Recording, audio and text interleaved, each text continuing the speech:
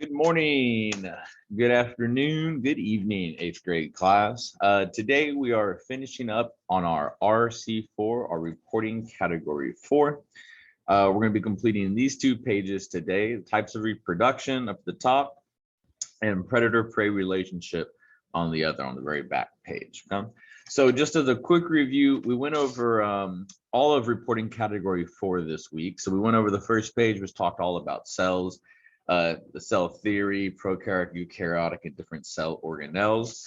We also went over different taxonomy, domains, level organizations, and some more information about differences between plants and animals. And then we talked about the flow of energy, different abiotic, biotic influences, as well as food chains, food webs, and the difference between herbivore, carnivore, omnivore, and so on. And the last thing we talked about is what we're going to be working on today, types of reproduction and predator-prey relationship. Oh, sorry, well, and some body systems. Cool. All right. So we're going to go ahead and start off with the first page. It's labeled types of reproduction. Make sure you guys have your packet and make sure you're writing in pencil for any mistakes. I'm going to be doing mine in color today, just so everything kind of stands out a little bit. All right, so let's start off today with purple. Okay. All right, so we're going to start off with the very top left. All right, these are going to be the types of reproduction. We have asexual and sexual. Okay, so we'll start off with the ones that it's most familiar to you guys. This is our type of reproduction: human reproduction, mammal reproduction. Most animals reproduce sexually. Some have the ability to reproduce asexually as well as sexually, but the majority of animals reproduce sexually. Okay, and sexual reproduction means that you have two parents. Okay? And your offspring is going to be very unique. Right? Like you. You're all very unique. Not one of you look exactly alike. We don't have any identical twins here. We can talk about that later, but nobody here looks exactly alike. Everybody's unique, and it's because your parents were unique. And when they had you, they shared both their genetic traits. Okay? So each parent passes on half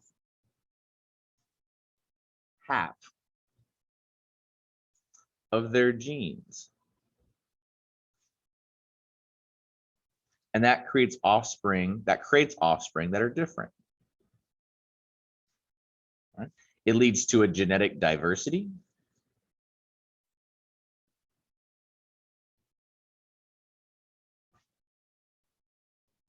And some examples would be like plants, how they pollinate, pollination. All right.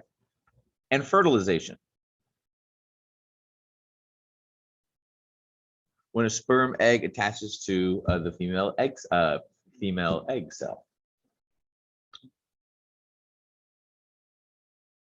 I'm gonna zoom in a little bit for you guys here. So again, sexual reproduction, two parents and your offspring are very unique. Each parent passes on half of their genes. While the offspring are different, this leads to genetic diversity, and examples would be pollination and fertilization. All right. Now, the opposite of sexual reproduction would be asexual reproduction. This means you have a single parent and the offspring are identical. Offspring are going to be identical to one another.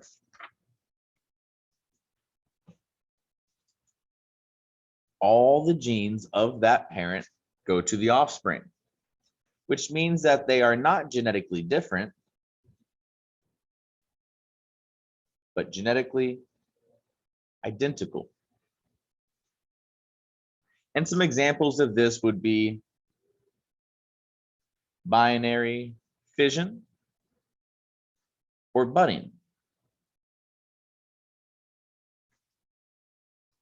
That's binary fission or budding. So one parent, offspring is identical, all the genes go to the offspring, genetically identical offspring. There's pros and cons to both of these, right?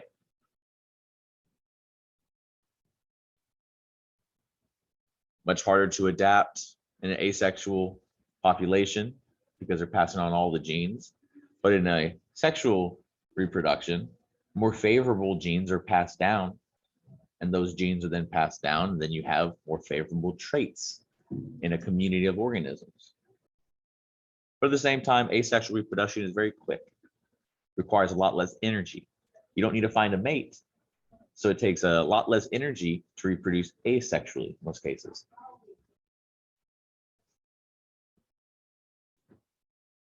All right. Let's talk about succession. Okay. So the next part we're going to be doing right here, guys, under succession. I'm going to flip it over just a little bit. Let's talk about succession before we do some examples here, okay? So succession, guys, is pretty simple. It's primary succession and secondary succession. So primary succession is when you're starting at bare rock, when there's nothing in an area, no vegetation in an area, you're starting from nothing. While secondary starts at the soil. Okay. S for soil, S for secondary. It helps you remember. And succession happens after things like fire. All right. Bulldozers move through and destroys everything. Oh, that BULLDOZR. Or even if you're just mowing an area.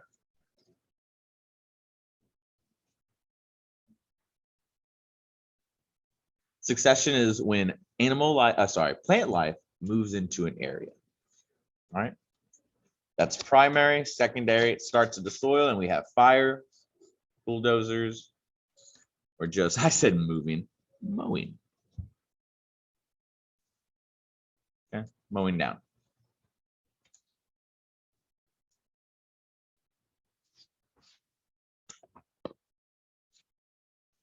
All right, so let's talk about some different types of succession. If we're starting with what's called bare rock. Change up these colors, guys. What am I doing? I'll do this one in purple. I'll change up for the rest of it. First one is bare rock, right? This is going to be a new formation. And when it's starting from fresh, this is called primary.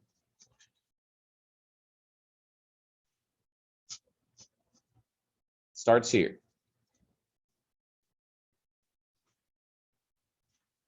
Then we're going to have what's called pioneer species.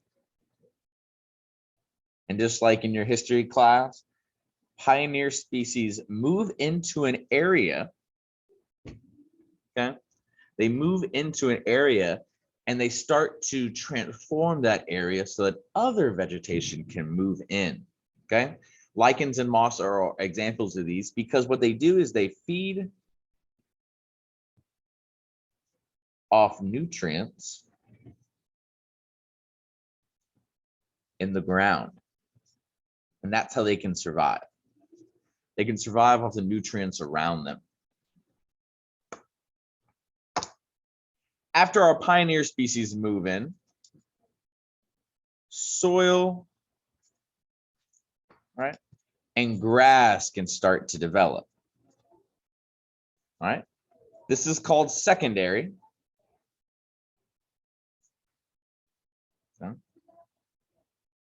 And this is what happens after a disaster, like a forest fire.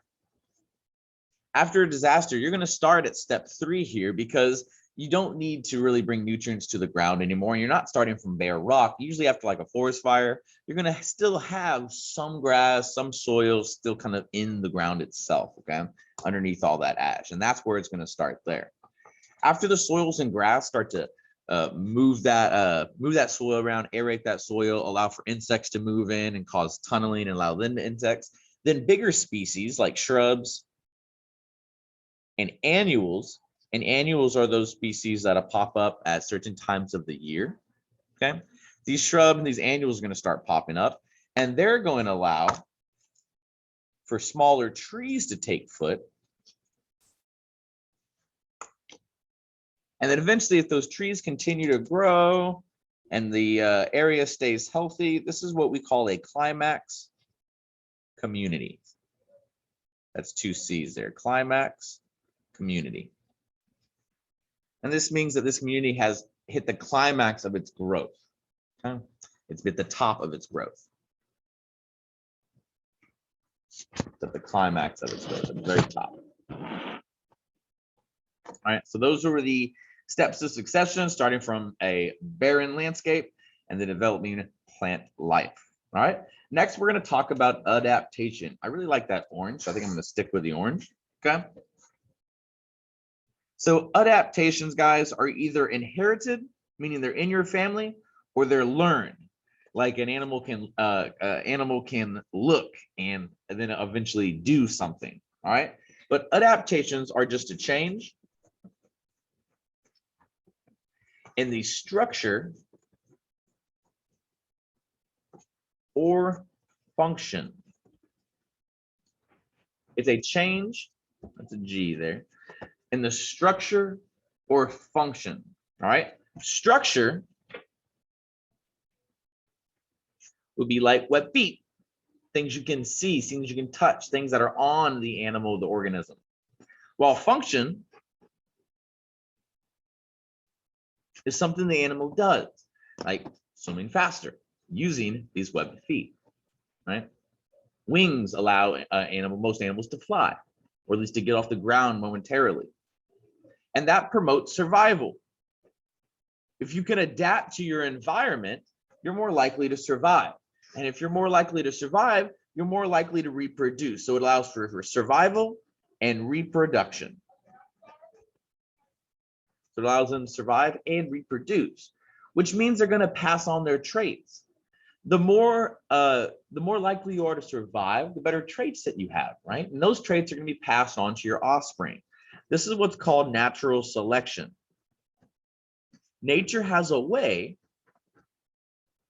of kind of getting rid of the weak and keeping the strong. And what I mean by that is if an animal's adapted to its environment, it's developed certain structural or functional traits that allow it to survive. And it would be beneficial to pass those traits on to offspring. If an animal hasn't adapted to the environment and it hasn't changed, and this is a natural change to the environment, not something man-made, of course, then it's not going to be able to adapt. It's not going to be able to survive, much less likely to reproduce. Because it's less likely to reproduce, less likely to pass on those genes, and eventually those genes will work its way out of that community, okay, out of that population. Cool. All right, and the last little one, guys, here is on symbiosis. Symbiosis. All right, let me give you just a second to finish this before I flip it. So we have mutualism, commensalism, parasitism, and predation. Okay, let's talk about those. All right, so first, mutualism. Let's do a little bit of blue here. Mutualism. Mutualism is a win-win situation. Everybody's happy. Mutualism. An organism is using another organism, but at the same time, that organism is also using that other organism. Think of, I can't remember the names, but there's a species of bird that sit on top of rhinoceros in Africa. And those birds help keep, insects off of the rhinoceros, so it doesn't have any problem with it sitting on its hard hide, while the bird is getting a source of food, and it's kind of a mutualistic relationship, okay? Commensalism will be a win for one organism, okay, while the other organism is not affected. It's kind of be like not affected at all. Sorry, that's affected with an E. That's why you guys write in pencil. Affected, not affected. Affected, not affected. Okay. While parasitism is when the parasite wins, right? but the organism it is attached to or consuming off of is harmed. And sometimes this harm isn't really noticed. It could be long term, could be long term or short term, but the organism is harmed because it's losing energy of some sort to this parasite. And the last one is predation, which means technically one organism wins because one organism is fed while the other organism is dead. Bleh. So predation is instant. Predation is instant. I'll write that again down here. It's a little small. Because when an organism is eaten, it's dead. Parasites can take a long time to kill a host.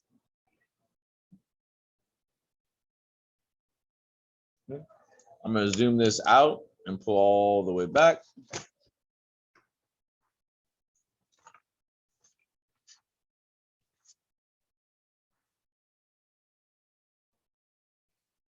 Pull it up for you. Pull it up on this side, a little better handwriting for any of you guys.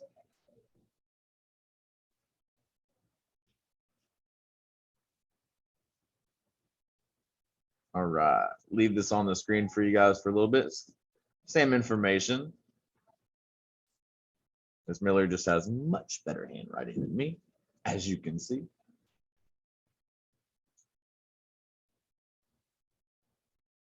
And we have one last page to complete.